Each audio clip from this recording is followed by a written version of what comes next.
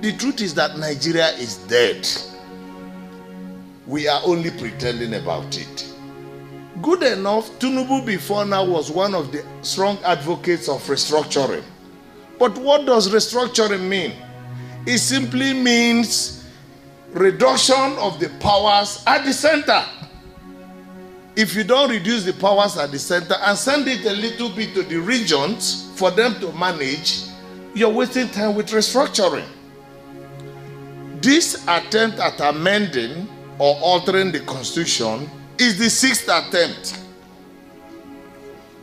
When we were in the House of Reps, we didn't have the privilege of doing one. I was in 2.3 to 2.7 set. But ever since, we have had 5 attempts. And it will become a 4-yearly ritual unless we do something dramatic with this one. There is this impression